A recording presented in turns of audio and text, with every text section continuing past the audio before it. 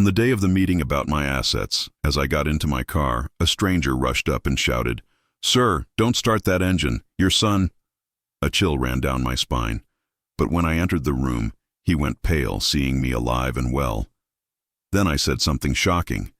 "I'm glad to have you here. Follow my story until the end, and comment the city you're watching from, so I can see how far my story has reached. My name is Harold, and at 64, I thought I knew my family. I thought I understood the people I had raised, loved, and provided for their entire lives.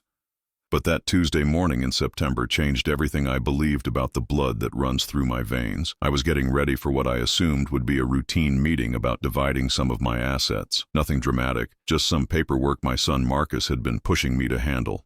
"Dad, you need to get organized," he'd said the week before, his voice carrying that tone he used when he thought he knew better than me. "What if something happens to you? We need to know where everything stands." At the time, I'd brushed off the urgency in his voice. Marcus had always been the practical one, the business-minded son who inherited my drive for organization. My late wife Eleanor used to joke that he got my stubborn streak and her attention to detail. If only she could see him now.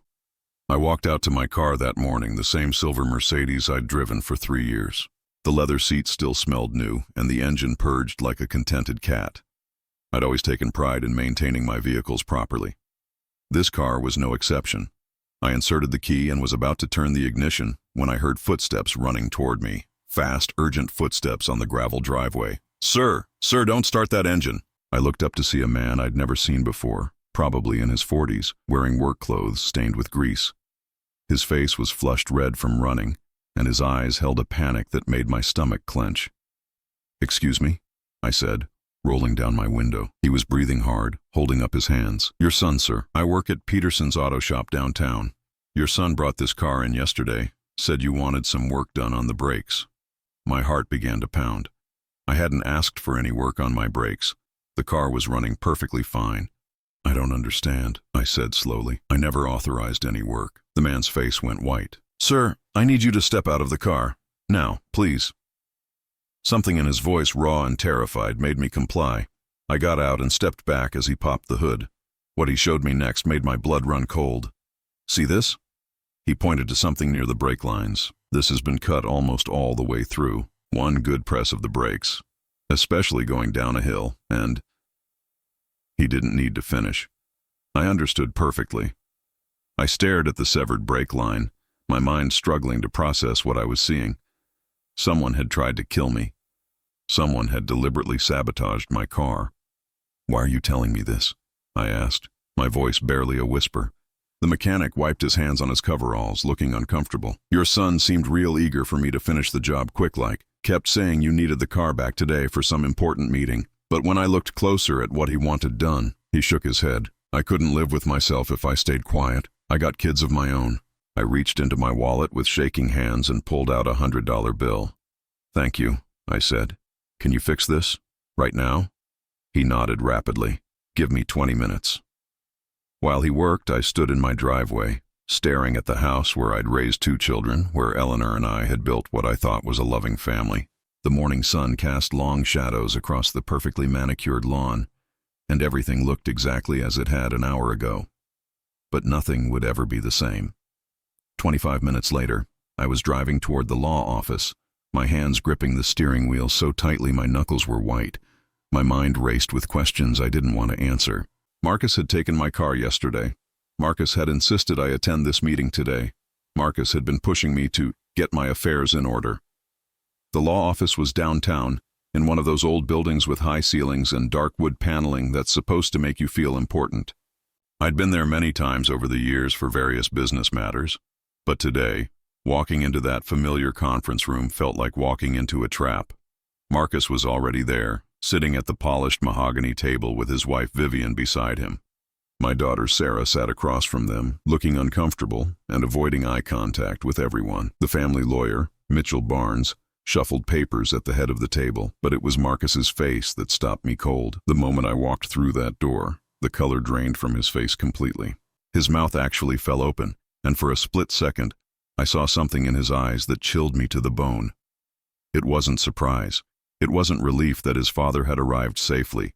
It was terror, pure, undiluted terror. "Dad," he said, his voice cracking slightly. You're here. Of course I'm here, I said slowly, watching his face carefully. Why wouldn't I be? Vivian's head snapped toward Marcus, and I caught a look pass between them. Quick, but unmistakable. A look that said everything had gone wrong. No reason, Marcus said quickly, but his hands were shaking as he reached for his water glass. I just thought, with the car trouble and all. What car trouble? I asked, sitting down heavily in my chair. The silence in the room was deafening. Sarah looked confused, glancing between Marcus and me. Mitchell cleared his throat and began shuffling his papers more aggressively.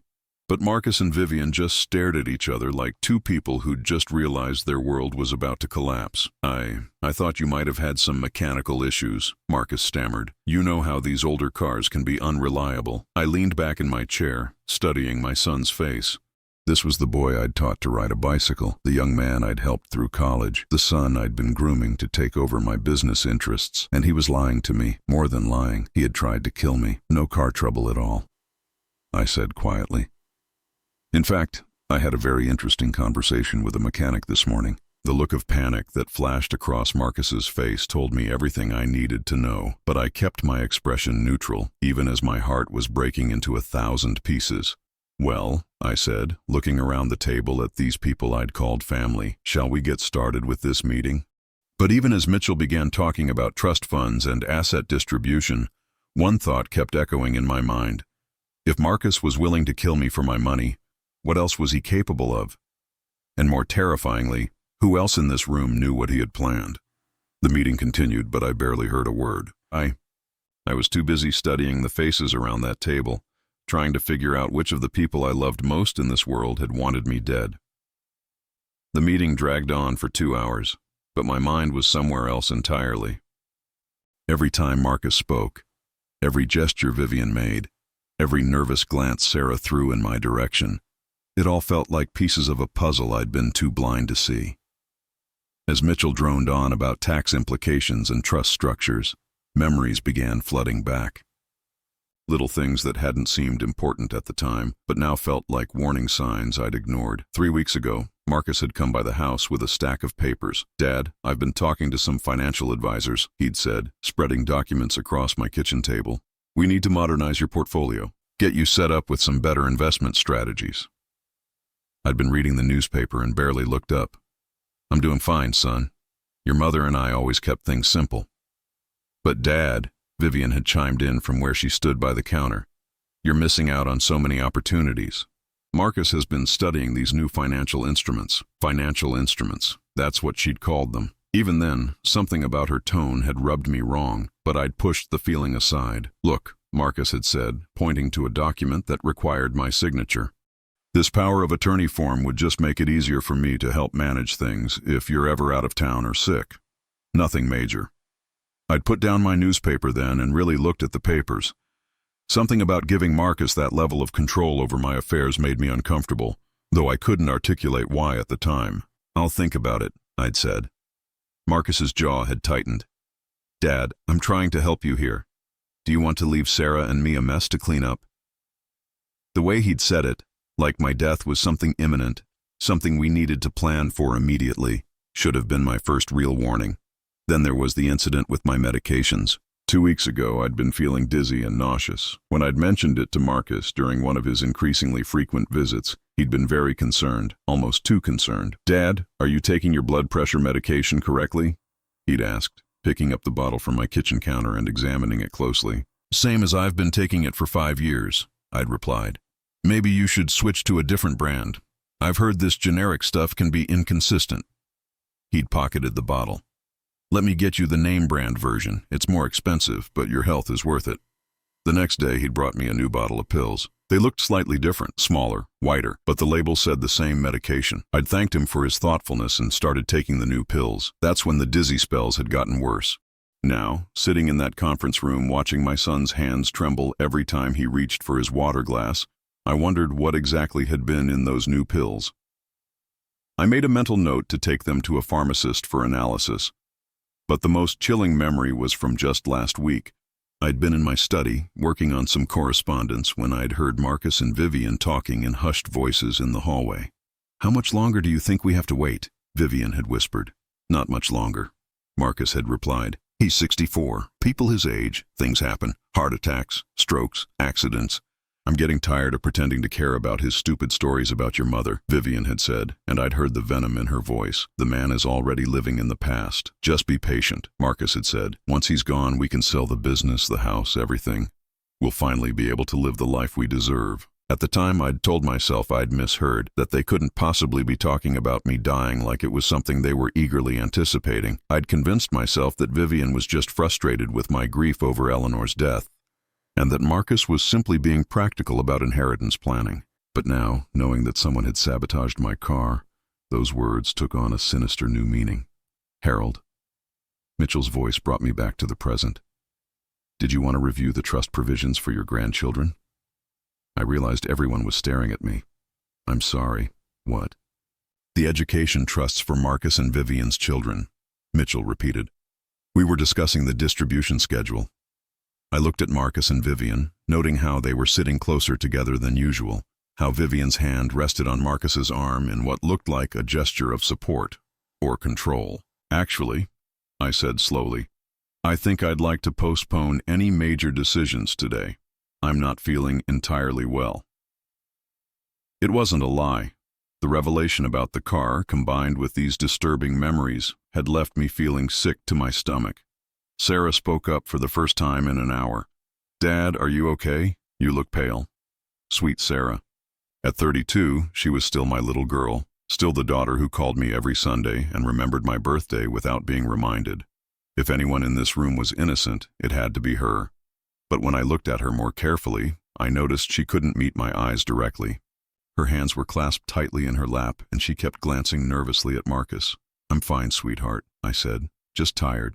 Maybe you should see a doctor, Vivian suggested, but her tone was strange, almost hopeful. At your age, you can never be too careful. At my age. There it was again, that constant reminder that I was getting older, that my time was limited. I'd been hearing it a lot lately from Marcus and Vivian. Comments about my health, suggestions that I should slow down, observations about how I wasn't as sharp as I used to be. I think that's enough for today, I said, standing up. Mitchell, can we reschedule this for next week? Of course, Harold. Are you sure you're feeling all right? I nodded, but as I gathered my things, I caught another look pass between Marcus and Vivian. This time there was no mistaking what I saw. Disappointment. They were disappointed that the meeting was ending. Disappointed that their plans, whatever they were, had been delayed. As we walked out of the building together, Marcus put his hand on my shoulder. The gesture that once would have felt loving and supportive now felt calculating. Dad, maybe you should let me drive you home, he said. You really don't look well. I'm fine, I said, shrugging off his hand. I'll see you all later. But as I walked to my car with its newly repaired brake lines, I could feel their eyes on me. I could feel them watching and waiting. The drive home gave me time to think, and the more I thought, the more pieces of the puzzle clicked into place. The urgent financial meetings, the mysterious new medications, the hushed conversations about my mortality, the sabotaged car. My son wanted me dead. The question now was, what was I going to do about it? Because one thing had become crystal clear during that meeting. Whatever was happening, whatever Marcus and Vivian had planned, it wasn't over. They'd failed today, but they weren't going to give up. Which meant I needed to be very, very careful about who I trusted. Even more troubling was the realization that I might not be able to trust anyone at all. I didn't sleep that night. Every sound in the house made me jump. The settling of old wood, the hum of the refrigerator, the whisper of wind against the windows. For the first time in my life, I felt unsafe in my own home. The next morning, I made a decision that would change everything. I was going to find out exactly what my son had planned for me, and I was going to get proof. I started with the pills Marcus had brought me. I drove to 3 different pharmacies before I found one where the pharmacist would agree to analyze them. Dr. Patricia Chen was a small woman with kind eyes who listened to my story without judgment. Mr. Whitman, she said after running the tests, these pills aren't blood pressure medication at all. They're digoxin, a heart medication that can be extremely dangerous in the wrong dosage. My hands started shaking. What would happen if someone took these regularly? Well, digoxin toxicity can cause dizziness, nausea, confusion, and in severe cases, She paused, looking uncomfortable. In severe cases, it can cause heart failure, especially in someone your age. Heart failure. Marcus had been slowly poisoning me, making it look like my heart was failing naturally. When that didn't work fast enough, he'd tried the car sabotage. Dr. Chen, I need you to document this, everything. The pills, the test results, all of it. She nodded gravely. Mr. Whitman, have you considered calling the police? And I had, but something held me back. Maybe it was the foolish hope that I was wrong, that there was some other explanation, or maybe I needed to understand the full scope of what Marcus had planned before I acted. Not yet, I said, but I will. That afternoon, I did something I'd never done before in 36 years of marriage and 19 years of widowerhood. I searched my own house like a detective. I started with Marcus's old bedroom, which Vivian had convinced him to use as a home office when they visited. In the desk drawer, hidden beneath some old financial magazines, I found a folder that made my blood run cold. The tab read, Dad's estate planning, but the contents were far more sinister. There were copies of my will, my insurance policies, my bank statements, documents I'd never given Marcus access to. But more disturbing were the handwritten notes in the margins. In Vivian's neat script I read, life insurance payout, $2, $8 million. House value approximately $1. $2 million. Business assets need liquidation estimate. Below that, in Marcus's handwriting, accident needs to look natural. V suggests heart attack more believable than car crash at his age. My legs gave out and I had to sit down on Marcus's old bed, the bed where I'd once read him bedtime stories and comforted him during nightmares. Now my son was planning my murder with the cold calculation of a business transaction. But the worst was yet to come. At the bottom of the page there was a timeline. Week 1-2, increased digoxin dosage, document concerning symptoms. Week 3, car brake failure, backup plan. Week 4, if still unsuccessful, V's contact at hospital can arrange complications during routine checkup. I stared at those words until they blurred. Vivian had contacts at the hospital. They were planning to kill me during a medical appointment if the other methods failed. My hands were shaking so badly I could barely hold the papers, but I forced myself to keep reading. There were more documents, forged medical records showing a history of heart problems I'd never had, a draft obituary that Vivian had apparently already written, and most chilling of all, a floor plan of the house with notes about how to stage the scene after my heart attack. I took photos of everything with my phone, my heart pounding so hard I thought it might actually fail on its own. But I wasn't done. I needed to understand how deep this conspiracy went. I called Marcus that evening, trying to keep my voice steady. Son, I've been thinking about what you said yesterday, about getting my affairs in order. Maybe you're right. The relief in his voice was obvious. Really, Dad? That's great. I know it seems overwhelming, but I'm here to help. I'd like to have dinner tomorrow night. You and Vivian. We can talk about everything then. Of course, Vivian will be so pleased. Should we come to the house? Yes, I said. Come around 7. I'll cook that pot roast you used to love. After I hung up, I spent the rest of the evening setting up a recording system. I'd had security cameras installed after Eleanor died, mostly for peace of mind, but now I was grateful for them. I positioned several small recording devices around the dining room and living room, areas where we were likely to talk freely. The next evening, Marcus and Vivian arrived precisely at 7, both of them more cheerful than I'd seen them in months. Vivian even brought flowers, a touching gesture that would have meant something if I didn't know she'd already written my obituary. Dad, you look much better today, Marcus said, embracing me. I was worried about you yesterday. I'm feeling stronger, I lied. Amazing what a good night's sleep can do. Dinner started normally enough. We talked about the weather, about Marcus's work, about Vivian's book club, but I could sense an undercurrent of anticipation, as if they were waiting for something. About halfway through the meal, Marcus cleared his throat. Dad, I've been thinking about what we discussed, about the power of attorney documents. Yes? Well, given your health concerns lately, maybe it would be smart to get those signed sooner rather than later. Just in case. Just in case I died, he meant. Just in case their plan worked. You know, son, I said carefully, I've been having some concerning symptoms lately. More of those dizzy spells. Some chest pain, too. Vivian leaned forward, her eyes bright with what looked like concern but felt like excitement. "Oh, Harold, that sounds serious. Have you seen a doctor?" "Not yet, but I probably should." "Absolutely," Marcus said quickly. "In fact, Vivian knows an excellent cardiologist, Dr. Morrison. He could probably see you this week." "Dr. Morrison."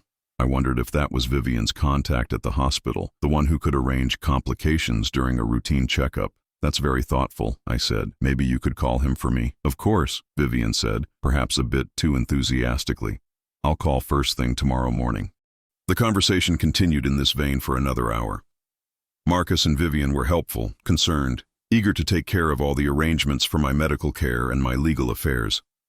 To anyone listening, they sounded like a loving son and daughter-in-law caring for an aging parent.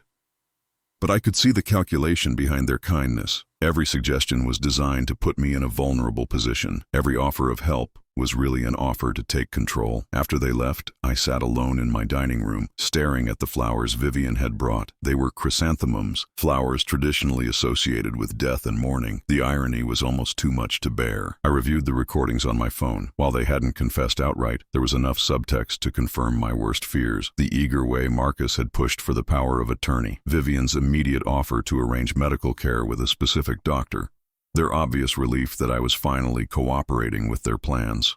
My son and his wife were going to kill me, and they were going to do it soon. I walked upstairs to Eleanor's old sewing room, a space I rarely entered anymore because it reminded me too much of what I'd lost. But tonight, I needed to feel close to her memory. "Eleanor," I whispered to the empty room, "what would you tell me to do?" But I already knew the answer. Eleanor had always been protective of our family, fiercely loyal but not blind to people's faults. She would have told me to protect myself, to fight back, to not let anyone, not even our own son, destroy what we'd built together. I went to bed that night with a new resolve.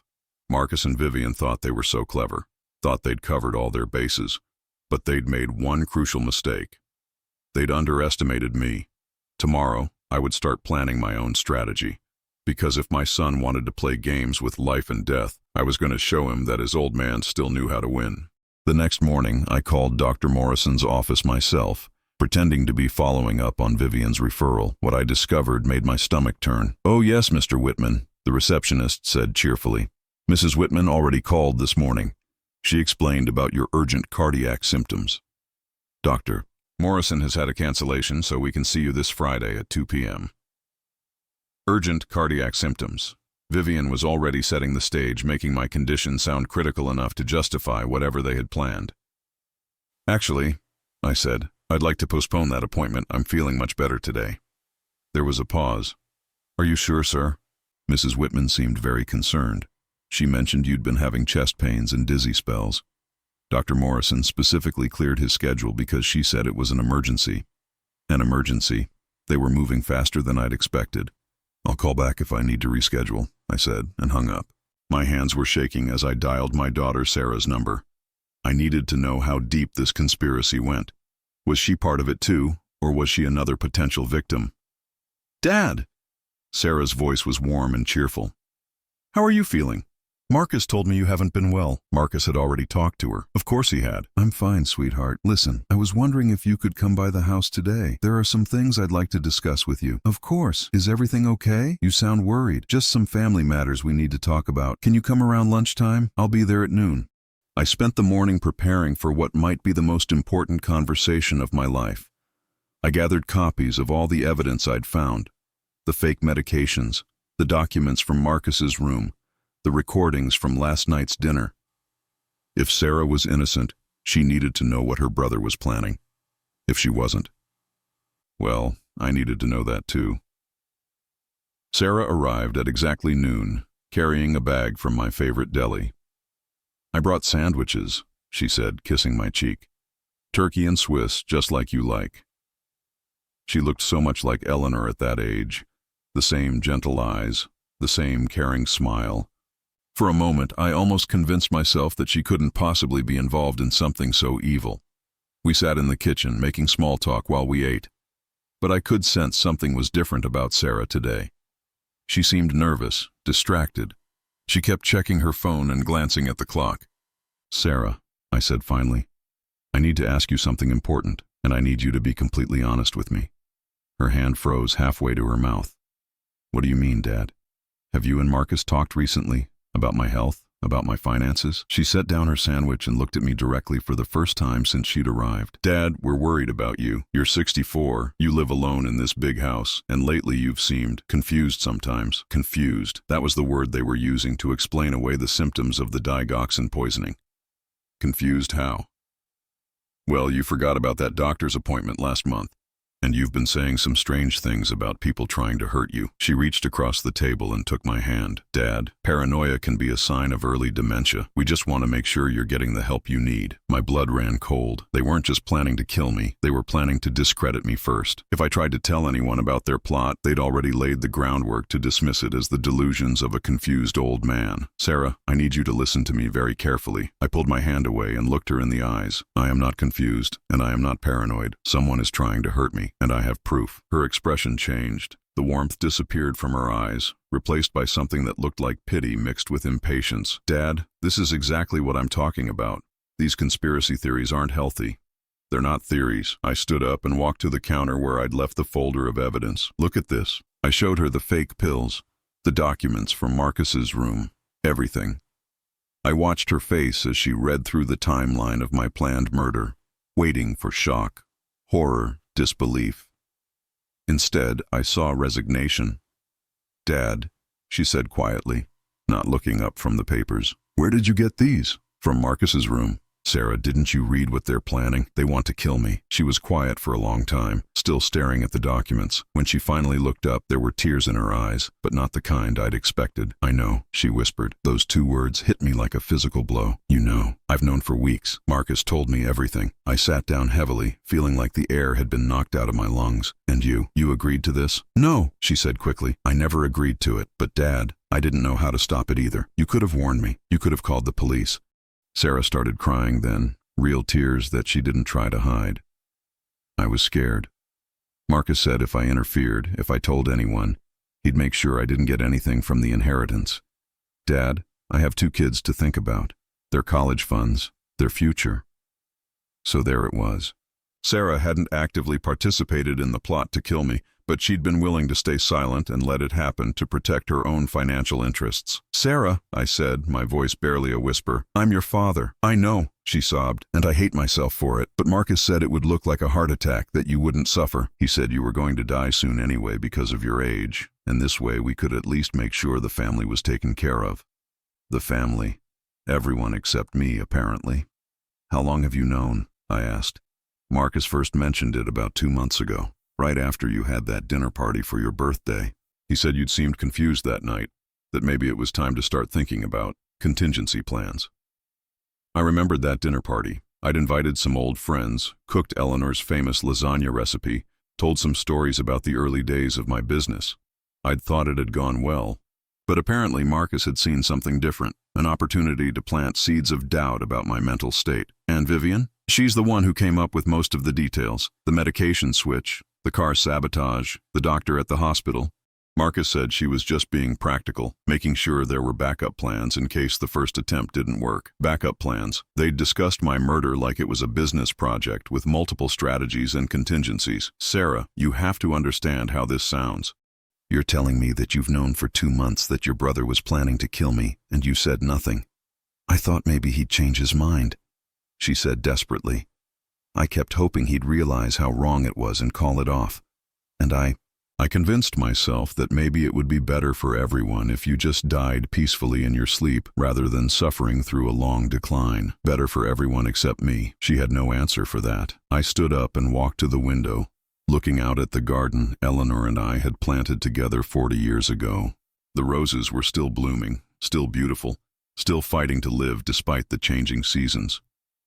Dad, Sarah said behind me, what are you going to do?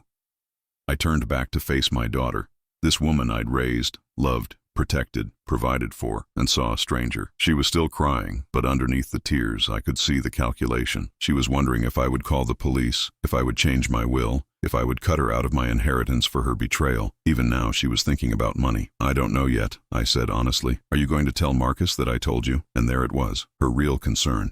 Not my safety, not justice, but whether her confession would get her in trouble with her brother. Sarah, I want you to leave now. Dad, please, I know I should have done something sooner, but I can help you now. We can figure out how to stop Marcus together. No, I said firmly. You made your choice 2 months ago when you decided my life was worth less than your children's college fund. Now you have to live with that choice. She gathered her things slowly, crying quietly. At the door, she turned back one more time. Dad, I do love you. You have to believe that. I believe you think you do, I said. But love doesn't stay silent when someone you care about is in danger. After she left, I sat alone in my kitchen, surrounded by the evidence of my family's betrayal.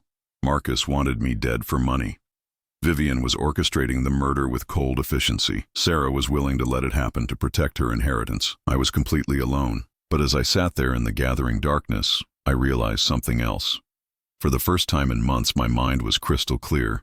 The confusion and dizziness that had plagued me was gone now that I'd stopped taking Marcus's poisonous pills. I was thinking more clearly than I had in weeks, and I was angry. Not the hot, impulsive anger of youth, but the cold, calculating fury of a man who'd been pushed too far. They wanted to play games with my life? Fine. But they were about to learn that I hadn't survived 64 years in this world by being anyone's victim. That night, I barely slept, not from fear this time, but from planning. By dawn, I knew exactly what I was going to do. If my family wanted me dead so badly, then I was going to give them what they wanted, or at least make them think I was. I started by calling Dr. Morrison's office back. This is Harold Whitman, I told the receptionist. I'd like to reschedule that appointment my daughter-in-law arranged. Actually, could you make it sooner? I'm having more chest pains. Of course, Mr. Whitman. How about tomorrow at 10 a.m.? Perfect. Next, I called Marcus. Son, I've been thinking about what you said, about getting my affairs in order. I think you're right. The excitement in his voice was barely contained. Really, Dad? That's wonderful. What changed your mind? I had some chest pains last night. Scared me a bit. Made me realize I'm not getting any younger. Oh, Dad, I'm so sorry. Have you called a doctor? Actually, Vivian's friend, Dr. Morrison, is seeing me tomorrow morning. And Marcus, I'd like you and Vivian to come to dinner this weekend. There are some documents I want to sign, some decisions I want to make about the will. There was a pause, and I could practically hear him trying to contain his enthusiasm. Of course, Dad. Whatever you need. Saturday night, 7 o'clock. And Marcus, could you ask Sarah to come too? I want the whole family there. After I hung up, I spent the day making very specific preparations. I called my real doctor, not Morrison, but Dr. Jennifer Walsh, who'd been treating me for years, and explained that I needed her help with something unusual. Harold, what you're describing sounds dangerous, she said after I'd outlined my plan. Are you absolutely certain about this? Dr. Walsh, if I don't do this, I'm going to be dead within the week anyway. At least this way, I have a chance. She was quiet for a long time. What you're asking me to do. It's highly irregular. But it's not illegal. And you said yourself that the medication they were giving me could have killed me. Yes, the digoxin toxicity could have caused cardiac arrest, but Harold, what you're planning will give me the evidence I need to put them all in prison where they belong. Finally, she agreed. Dr. Walsh had known me for 15 years. She'd treated Eleanor during her final illness. She understood what family meant to me, and she understood how devastating this betrayal was. The next morning, I drove to my appointment with Dr. Morrison. The office was in a sleek medical building downtown, all glass and chrome and modern efficiency. Dr. Morrison himself was younger than I'd expected, probably in his early 40s, with the kind of smooth confidence that immediately made me distrust him. Mr. Whitman, he said, shaking my hand with just the right amount of concerned professionalism. Vivian has told me so much about you. I understand you've been having some concerning symptoms. Yes, chest pains, dizziness. My son is worried it might be my heart. Well, let's take a look, shall we? The examination was thorough. I'll give him that. Blood pressure, EKG, blood work, but I could see him making notes that didn't match what he was actually finding. Notes about irregular heartbeat patterns that weren't there. Observations about symptoms I wasn't displaying. Mr. Whitman, he said finally, I'm going to be honest with you. Your test results are concerning, very concerning. What do you mean? Your heart is showing signs of significant stress. The EKG indicates some irregularities that suggest you could be at risk for cardiac arrest. It was a complete lie. I felt fine, better than I had in weeks now that I'd stopped taking Marcus's poison pills.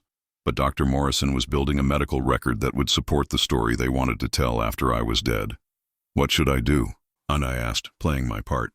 I think we need to start you on some new medications immediately, and I'd like to schedule you for a procedure next week, a cardiac catheterization, just to get a better look at what's going on.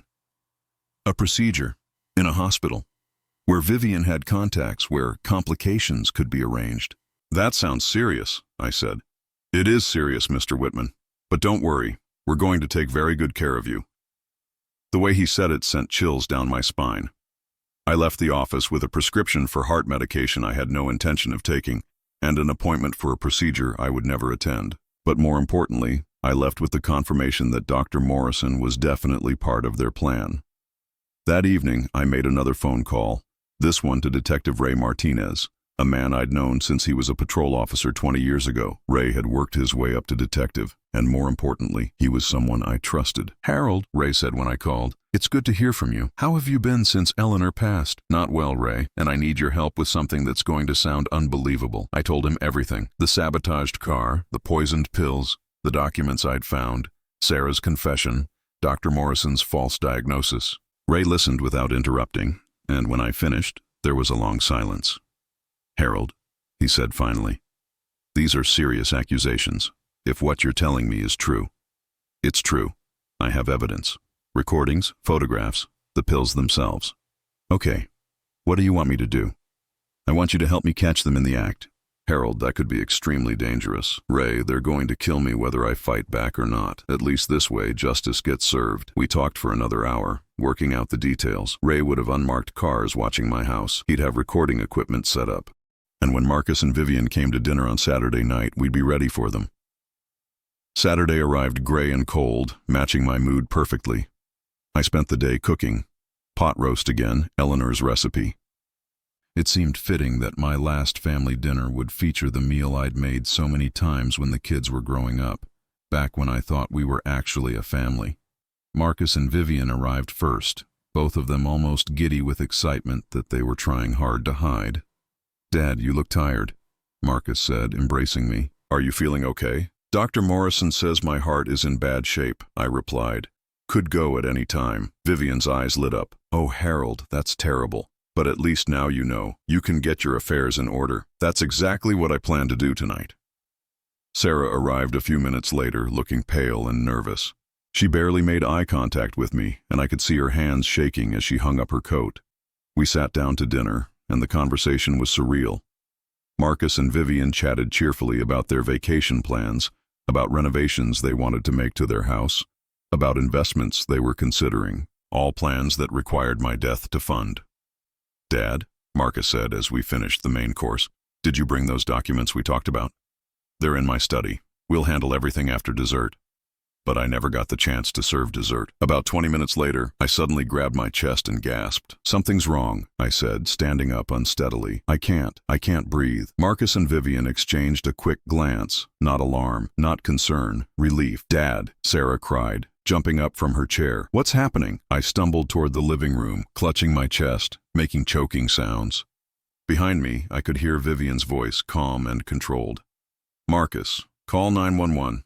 Tell them your father is having a heart attack. But Marcus didn't sound panicked when he made the call. He sounded like a man who was delivering lines he'd rehearsed. Yes, my father is having a heart attack, he said into the phone. He's 64. He has a history of heart problems. Please hurry. A history of heart problems I'd never had. I collapsed onto the living room floor, still clutching my chest, still gasping for air. Sarah was kneeling beside me, crying, telling me everything would be okay. But Marcus and Vivian stood back, watching, waiting. Should we try CPR? Sarah asked, desperately. No, Vivian said quickly.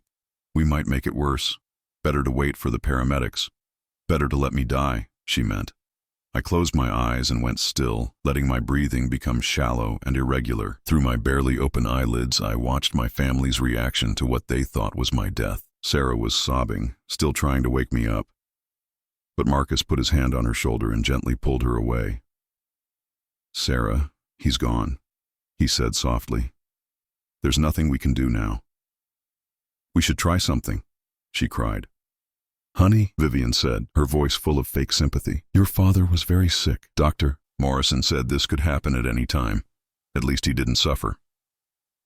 And then, thinking I was dead, they finally said what they really felt. "Well," Marcus said, exhaling deeply, "I guess that's that." "Poor Harold," Vivian murmured, but there was no sadness in her voice. "At least now he's at peace." "When do you think we can start making arrangements?" Marcus asked. "I mean, for the estate, the house sale, everything." "We should wait a respectable amount of time," Vivian replied. "Maybe a month or two. Don't want to look too eager." Sarah was still crying, but even through her tears I heard her ask, "What about the will reading? When will that happen?" My own daughter asking about money while my body was still warm. They stood there for several more minutes discussing logistics, funeral arrangements, financial matters. Not once did any of them express genuine grief. Not once did they talk about missing me or loving me or wishing things had been different. I was just a problem they'd finally solved. The paramedics arrived about 10 minutes later, right on schedule, just as Ray and I had planned. As they worked on my body, I heard Marcus giving his statement to the responding officer. "My father had been having heart problems for weeks," he said sadly. "His doctor said this could happen at any time. We're just grateful he went peacefully." Lies, all of it. But lies that would have been believed if not for the recording devices hidden throughout my house, capturing every word. As they loaded me onto the stretcher, I kept my eyes closed and my breathing so shallow it was barely detectable. The hardest part was staying still when I heard Vivian on the phone with someone, probably Dr. Morrison, telling him that Harold's heart finally gave out and asking about how quickly they could get a death certificate processed. But I did it. I stayed still, stayed quiet, and let them think they'd won. Because in a few hours, when I miraculously recovered at the hospital, they were going to discover that their victim had been recording everything, and their real nightmare was just beginning. I died at 8:47 p.m. on a Saturday night in September. I came back to life at 11:23 p.m. in the emergency room at St. Mary's Hospital, where Dr.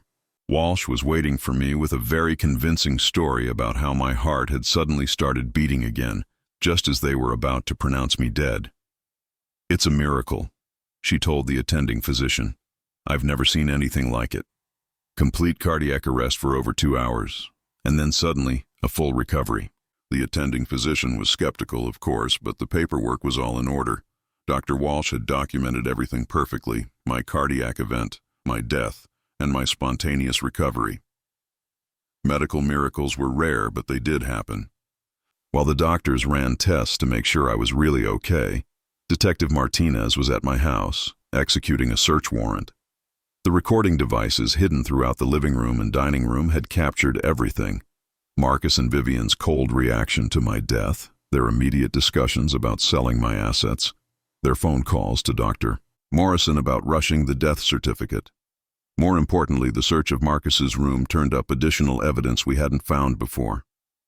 Credit card statements showing payments to the man who'd sabotaged my car. Email correspondence with Dr. Morrison discussing the best way to make a heart attack look natural. And most damning of all, a life insurance policy Marcus had taken out on me just 6 months earlier, a policy I'd never been told about. But the piece of evidence that sealed their fate was a recording device Vivian had apparently been using to document my declining mental state. She'd been secretly recording our conversations for months, planning to use them to prove I was incompetent if anyone questioned my sudden death. What she didn't realize was that those same recordings would prove she and Marcus had been planning my murder for far longer than we'd originally thought. At 2 a.m., Marcus and Vivian were arrested at their home. Sarah was brought in for questioning but released pending further investigation.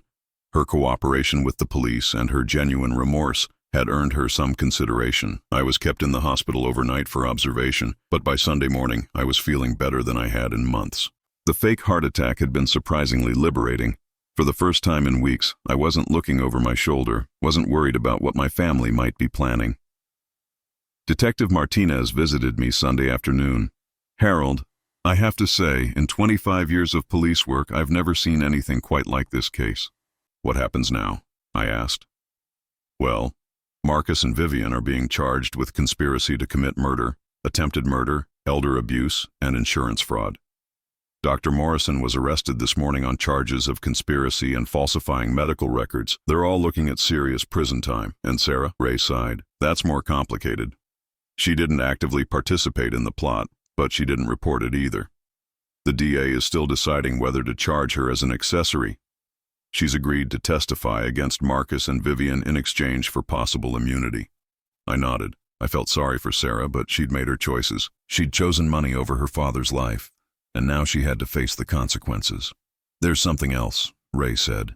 We found evidence that this wasn't their first attempt. Remember those dizzy spells you were having? The confusion?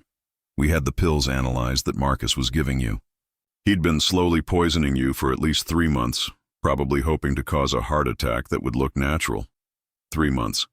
He'd been planning my death since before my birthday party, since before any of this came out into the open. My son had been slowly murdering me, and I'd thanked him for caring about my health. Ray, I said, I need to ask you something, and I need you to be completely honest with me. Of course. Do you think I'm a bad father? Do you think I did something to make Marcus this way? Ray was quiet for a long time before he answered. Harold, I've seen a lot of families destroyed by greed. Some of the worst cases involved people who were raised with every advantage, every opportunity. Money doesn't make people evil, but it can reveal the evil that was already there. Marcus always seemed like such a good kid. Maybe he was at one time, but somewhere along the way he changed. That's not your fault. But it felt like my fault. I kept thinking about all the times I'd given Marcus money, all the business opportunities I'd handed him, all the trust I'd placed in him. Had I spoiled him? Had I made him feel entitled to my wealth? Dr. Walsh discharged me Monday morning with a clean bill of health. Harold, she said as I was leaving, what you did was incredibly brave and incredibly dangerous. I'm just glad it worked out. Thank you for helping me, I said. I couldn't have done it without you. What will you do now? I'd been thinking about that question since Saturday night. What did a man do when he discovered his entire family had betrayed him? How did someone rebuild a life when the foundation had been completely destroyed? I'm not sure yet, I told her. I drove home to my empty house, walking through rooms that felt different now. The dining room where Marcus and Vivian had calmly discussed my death. The living room where I'd collapsed, pretending to die while my family stood over me planning their future. The kitchen where Sarah had confessed she'd known about the murder plot for months, but had chosen to stay silent. Every room held memories of betrayal now. I spent that week meeting with lawyers, updating my will, making new arrangements for my estate. The process was both simple and complicated. Simple because I no longer had to worry about providing for children who wanted me dead. Complicated because I had to decide what to do with a lifetime of accumulated wealth. In the end, I made a decision that felt right. I left a modest trust fund for Sarah's children. My grandchildren didn't deserve to suffer for their parents' choices. The rest of my estate would go to charitable organizations that helped elderly people who were victims of family abuse. It turned out there were more people like me than I'd ever imagined. Marcus and Vivian's trial took place 6 months later. I testified about the sabotaged car, the poisoned pills, the fake heart attack. Sarah testified about her knowledge of the plot and her failure to report it. Dr. Morrison had already pleaded guilty in exchange for a reduced sentence. The hardest part wasn't describing what they'd done to me. The hardest part was watching Marcus in court, seeing him sitting there in his orange jumpsuit and still feeling love for the little boy he used to be. Marcus was sentenced to 15 years in prison. Vivian got 12 years. Dr. Morrison received 5 years and lost his medical license. Sarah was given 2 years probation and community service. After the trial, Sarah approached me in the courthouse hallway. "Dad," she said, tears streaming down her face. "I'm so sorry. I know that doesn't fix anything, but I needed you to know." "I know you are, sweetheart," I said. "And I know you love me. But love without action is just words. Is there any chance? Could we maybe try to rebuild our relationship for the grandkids?" I looked at my daughter, this woman who'd been willing to let me die to protect her inheritance, and I felt something I hadn't expected. Not anger, not hatred, but a deep, profound sadness. "Sarah, you taught your children that money is more important than family, that protecting your financial interests is more important than protecting someone you love. What kind of values do you think they're learning from that?" She had no answer. "Maybe someday," I said finally. "But not now. I need time to heal, and you need time to figure out who you really want to be." I walked away from her then, and I haven't seen her since. I sold the house 6 months after the trial. Too many ghosts, too many memories of the family that never really existed. I moved to a smaller place across town, a comfortable apartment with a view of the lake where Eleanor and I used to go for walks. I'm 70 now, and I've spent the last 6 years building a new life.